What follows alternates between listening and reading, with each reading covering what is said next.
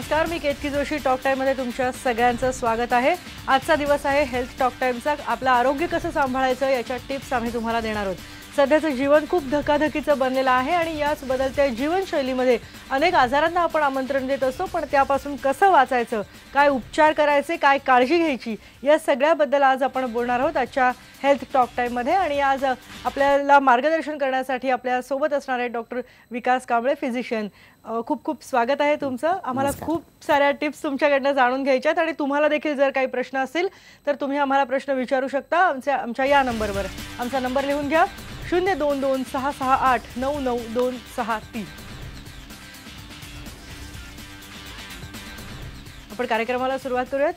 Sir, सगळ्यात महत्त्वाचं म्हणजे हल्ली सगळ्यांचीच खूप धावपळीची जीवनशैली बनलेली आहे आणि स्ट्रेस खूप आहे, यामध्ये ताणतणाव आहेत, खायला वेळ नाही, त्याच्या निवांत बसायला वेळ नाही। अशा ह्याच्यामध्ये कोणकोणत्या आजारांना आपण आमंत्रण देत असतो आणि कशी काळजी घ्यायची त्याची? अतिशय महत्त्वाचा आजचा एक विषय आहे। ह्या विषयाला अनुसरून ज्या धावपळीच्या जीवनामध्ये आपल्या चयापचन क्रियेमध्ये फरक पडून आपणाला मेटाबॉलिक सिंड्रोम म्हणजे बहुतांश आजारांचं एकत्र मिश्रण असतं। त्याच्यामध्ये प्रामुख्याने लठ्ठपणा येतो।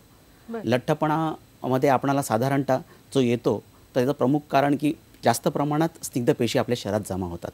त्याची प्रमुख कारणं बघायला जाल तर दीर्घकाळापर्यंत जास्त प्रमाणात आपण पिष्टमय पदार्थ तसंच स्निग्धपेशींचं खाल्ल्यामुळे होतं। तसंच आपल्याला आपली जी बैठी लाईफस्टाईल आहे, तसंच आपल्याला आपल्या व्यायामाचा आपणाला अभाव जाणवतो। तसंच काही बाबतीत आपणाला आनुवंशिकपणामुळे देखील ह्या गोष्टी पाहण्यात येतात। तसंच काही परंपरा असतात त्याच्यामध्ये आपण जास्त प्रमाणात स्निग्धपेशींचं तसंच पिष्टमय पदार्थांचं सेवन करतो। त्याचबरोबर काही असे आजार आहेत ज्याच्यामध्ये आपणाला स्थूलपणा जाणवतो। उदाहरण द्यायचं झालं तर थायरॉइडचं काम मंद प्रमाणात चाललं, हायपोथायरॉइडिझम, त्यात प्रामुख्याने महिलांना तो आजार जास्त प्रमाणात होतो पुरुषांच्या मानाने।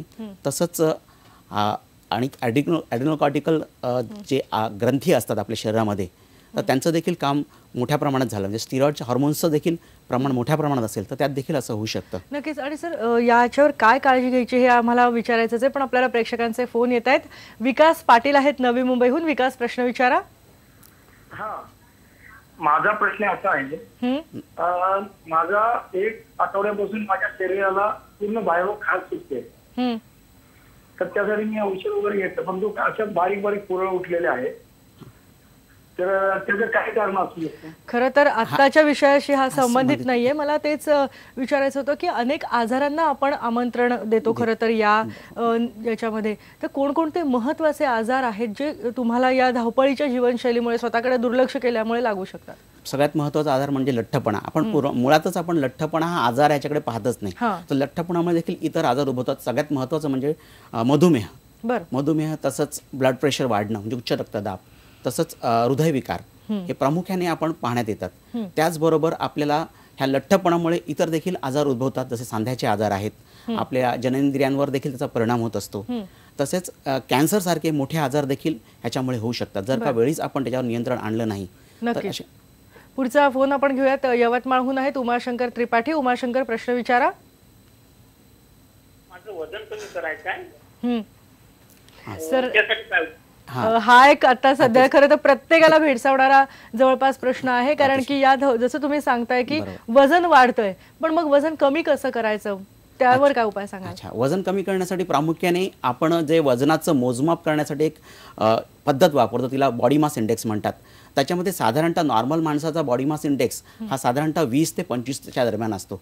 जर का ह्यांचं वजन वाढलेलं असेल तर त्यांना आपण स्थूलपणा म्हणू, लठ्ठपणा नाही म्हणता येणार, तर त्यामध्ये त्यांचा बॉडी मास इंडेक्स साधारणतः 20 ते 25च्या दरम्यान असण्याची शक्यता आहे। जेव्हा आपण ठराविक वजन कमी करायचं असतं, एक ठराविक उद्दिष्ट धरून चाललेलं असतो, त्या उद्दिष्टांमध्ये साधारणतः 10% जे तुमचं वजन आहे त्या 10% वजन तुम्ही येणाऱ्या 6 महिन्यात कमी करू शकता। एकदमच ड्रास्टिकली तुम्ही वजन कमी करू शकत नाही, कारण त्याचा देखील आपल्या शरीरावर विपरीत परिणाम होऊ शकतो। आणि हे वजन करण्याचे विविध मार्ग आहेत, ज्याच्यामध्ये साधारणतः तुमचं जे अन्नाचं जे घटक आहेत त्यामध्ये आपण कार्बोहायड्रेटचं प्रमाण कमी ठेवायचं। साधारणतः कार्बोहायड्रेटचं प्रमाण 60% लागतं आपल्या एकंदर उष्मांकाच्या, तर ते 50%वर आणायचं आहे। प्रोटीनची मात्रा जरा वाढवायची 20 ते 30%, आणि फॅट जे स्निग्ध पदार्थ आहेत त्यांचं प्रमाण आपल्याला कमी करायचं। कोणकोणत्या पदार्थांनी होतं हे देखील बघायचं, पण एक फोन घेऊयात आपण। नाशिकहून भरत कामकाटे आहेत। भरत, प्रश्न विचारा। हा बरं, तुमच्या टीव्हीचा आवाज आधी प्लीज कमी करा आणि मग प्रश्न विचारा. हा वजन आहे ना, वजन 105 किलो वजन आहे. हा हा. आणि डेअरी जास्त आहे. अच्छा आणि अच्छा. साधारणतः आपली उंची पुन्हा तोच प्रश्न आहे की वाढत्या वजनामुळे जे दुष्परिणाम होत आहेत, तुम्ही जसं सांगताय की कार्बोहायड्रेटचं प्रमाण कसं कमी करायचं, पण मग कोणते कोणते पदार्थ आहारात जास्त घ्यायचे, व्यायाम कसा करायचा, यावर काय सांगाल? साधारणतः जसं आता त्यांनी विचारलं की 105 किलो वजन आहे, ह्यांचा प्रकार जो आहे तो मॉर्बिड ओबेसिटी, म्हणजे यांची बॉडी मास इंडेक्स कमीत कमी 35 पर्यंत असेल, 30 ते 35. आणि ह्याच्यासाठी साधारणतः आहारावर नियंत्रण ठेवणं हा सगळ्यात महत्त्वाचा उपाय. जसं मी मगाशी सांगितलं की कार्बोहायड्रेटचं प्रमाण कमी करणं, प्रोटीन्सचं प्रमाण वाढणं आणि फॅटचं प्रमाण कमी करणं. आणि त्याच्यामध्ये साधारणतः मीठ जे आहे खाण्यामध्ये, मिठाने देखील वजन वाढतं. मीठ ते साधारणतः असे पेशंट जे असतील त्यांच्यामध्ये, आणि शिवाय डायबिटीजचे पेशंट आहेत, त्यांना दिवसाला नॉर्मल माणसाला 12 ग्रॅम मिठाची आवश्यकता असते, तर ह्यांना साधारणतः 2.3 मिठाच्या ची आवश्यकता असेल. तसंच खाण्यामध्ये जे स्निग्ध पदार्थ असतात त्याचं कोलेस्ट्रॉलचं प्रमाण दिवसाला 300 मिलीग्राम पर्यंत ठेवायचं. त्यात सॅच्युरेटेड फॅट जे असतात, जास्त घट्ट स्निग्ध पदार्थ, त्यांचं प्रमाण तुम्हाला 10% दरम्यान ठेवायला लागेल. नक्कीच. पुढचा फोनही नाशिकहून आहे. ज्ञानेश्वर कालेकर आहेत. ज्ञानेश्वर, प्रश्न विचारा. हा नमस्कार. हा बोला. माझा प्रश्न असा आहे की जो 56 आहे, तर माझं वय 25 आहे.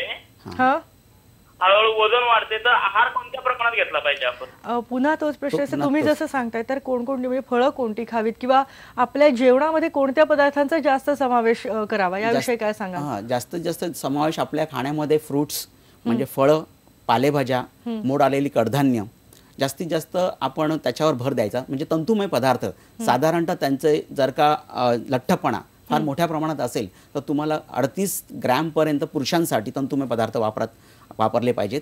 महिलांसाठी साधारणतः 25 ग्रॅमपर्यंत तंतुमय पदार्थ वापरले पाहिजेत. जर का तुमचा स्थूलपणा असेल तर त्याचं प्रमाण साधारणतः 30 आणि 20 प्रत्येकी असायला पाहिजे. तंतुमय पदार्थ जास्तीत जास्त वापर केल्याने आपलं पोट गच्च होतं आणि आपल्याला बाकी इतर जे पदार्थ आहेत त्यांच्याकडे खायला आपलं मन होत नाही. आणि जास्तीत जास्त फळ आणि पालेभाज्या आणि तंतुमय पदार्थ यांचा जास्त भर असावा. सर, जसं तुम्ही सांगता की या पदार्थांचा तर समावेश असावाच, पण असं बघितलं जातं की सध्या खूप स्ट्रेस आहे, खूप ताण सगळ्यांना आहे, आणि या ताणामुळेही अनेकदा वजन वाढतं असं म्हटलं जातं. तर याबद्दल काय आपण उपाय केले पाहिजेत? या ताणाला कसं सामोरं जायचं आणि त्याचा सामना कसा करायचा? मुळात ताण जो येतो आपल्या सर्वांना, त्याच्या मागे एक कारण असतं, ते म्हणजे भीती. भीती प्रामुख्याने 3 प्रकारची असते. एक असुरक्षित भावना असते आपल्यामध्ये. आपण पाहतो आज धक्काधक्की जीवनामध्ये आपला जॉब सुरक्षित राहील की नाही, आपली परीक्षा असेल ती व्यवस्थित दिली जाईल की नाही, एक असुरक्षित आपली तयारी पूर्ण झाली नसेल तर, किंवा एक कमीपणाची भावना, इन्फिरिटी कॉम्प्लेक्स, किंवा एक निराधार भीती. त्यातही ह्या सगळ्या 3 गोष्टी आपणाला त्याच्यावर कॉग्निटिव्ह बिहेवियरल थेरपी देऊन ह्या 3 गोष्टी आपण मनापासून दूर केल्या पाहिजे. त्याबद्दल आपलं जे अज्ञान असेल ते सर्वप्रथम दूर केलं पाहिजे. त्यामध्ये आपल्याला बऱ्यापैकीच आपल्याला ताण कमी होईल. शिवाय आपण ज्या ठिकाणी जातो, काम करतो किंवा ज्या ठिकाणी असतो त्या ठिकाणी आपल्याला वेळेवर आपलं घरचं काही अन्न मिळेलच असं काही नसते. तर त्यावेळेला तुम्हाला पर्यायी असतात. तुम्ही कोल्ड्रिंक्स घेता त्या ठिकाणी पाणी पिऊ शकता, तुम्ही कोकोनट वॉटर घेऊ शकता किंवा फ्रूट ज्यूस वगैरे घेऊ शकता, किंवा जास्तीत जास्त नैसर्गिक पदार्थांचा वापर तुम्ही करू शकता. सर, एक फोन आलेला आहे सोलापूरहून, सचिन चौधरी यांचा. सचिन, प्रश्न विचारा. हॅलो सर, नमस्कार. सर, मला ऍसिडिटी त्रास आहे, ऍसिडिटी. अच्छा. हा सुद्धा सध्याचा. Hello sir, madam. हा, बोला बोला बोला. ऍसिडिटी त्रास आहे आणि मला रोज एक कंपल्सरी 18 रुपयाची गोळी चालू आहे. अच्छा, बरं. हा सुद्धा सध्या सगळीकडे कॉमन आहे. नाईट शिफ्ट आहेत किंवा जास्त वर्क आवर्स आहेत, तर कसं सामोरं जायचं? ऍसिडिटीवर काय उपाय? ऍसिडिटी मुळातच हरी, वरी आणि करी जास्त प्रमाणात घाई करतो, काळजी करतो आणि तेलकट तिखट पदार्थ खाण्यात येतात. म्हणजे आपल्याला एक प्रकारचा स्ट्रेस असतो, तो घालवण्यासाठी नैसर्गिकरित्या आपल्याला तेलकट तुपट खावंसं वाटतं. तर त्यासाठी आपल्याला तुमच्या जे खाण्याचे पदार्थ आहेत ते छोट्या प्लेटमध्ये घेऊन कमी प्रमाणात ते पदार्थ एका वेळी घेतले पाहिजेत. मध्ये पाण्याचा भरपूर वापर करायचा आणि कुठल्याही प्रकारच्या ताणतणावापासून दूर राहण्यासाठी योगा आहे, रिलॅक्सेशन आहे, मेडिटेशन आहे असं तुम्ही करू शकता. मुळात जो ॲसिडिटीचा त्रास त्यांनी सांगितला, आपण वरवरचा इलाज करतो, ॲसिडिटीच्या गोळ्या वगैरे घेतो, परंतु मुळात एच पायलोरी नावाचे जंतू असतात, ते ॲसिडिटीसाठी कारणीभूत असतात. त्यामुळे ॲसिडिटीच्या गोळ्यांबरोबर देखील अँटीबायोटिक आपल्याला घ्यायला पाहिजेत असं मला वाटतं. नक्कीच आपल्याला आणखीही बोलायचं आहे, पण इथे आपण एक ब्रेक घेतो टॉक टाईममध्ये. अजूनही तुम्हाला जर काही प्रश्न असेल तर आम्हाला फोन करून विचारू शकता आणि त्यासाठी ब्रेकवर जाण्यापूर्वी आमचा नंबर लिहून घ्या 022668999263.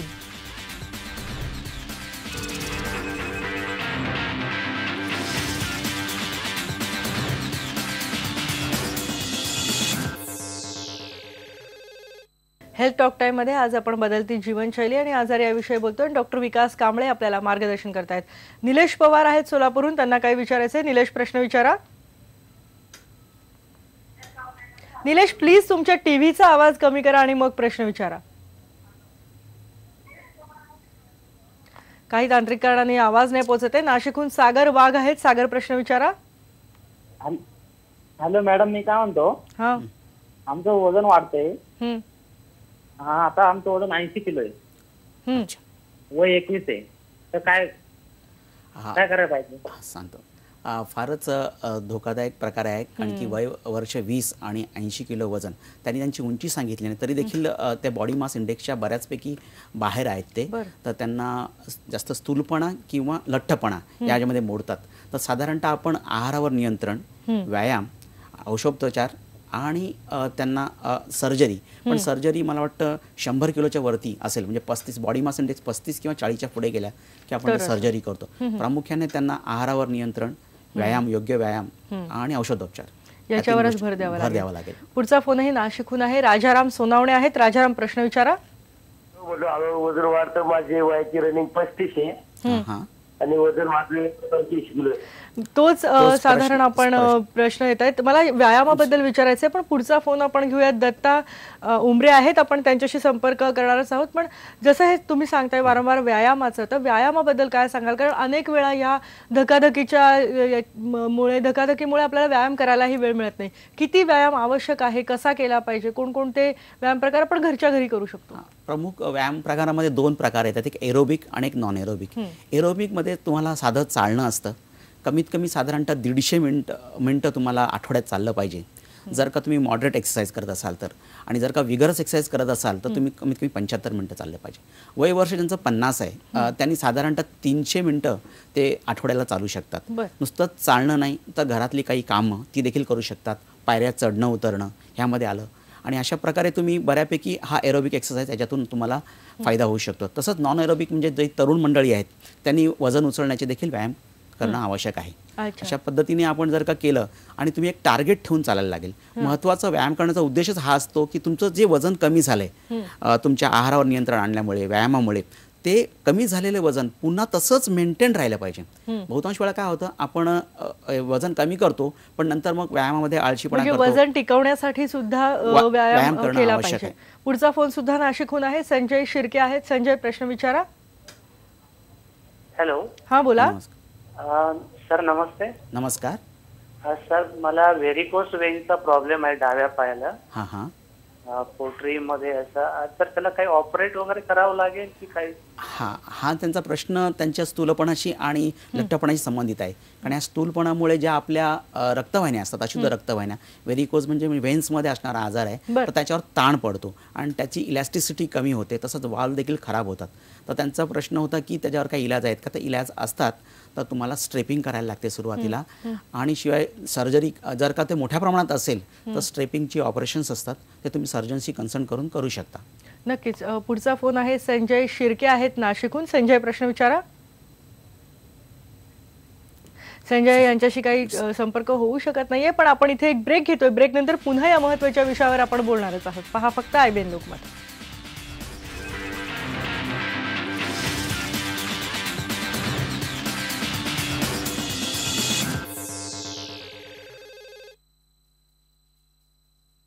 हेल्थ टॉक टाईममध्ये आज आपण बदलती जीवनशैली आणि आजार याविषयी बोलतोय. पंकज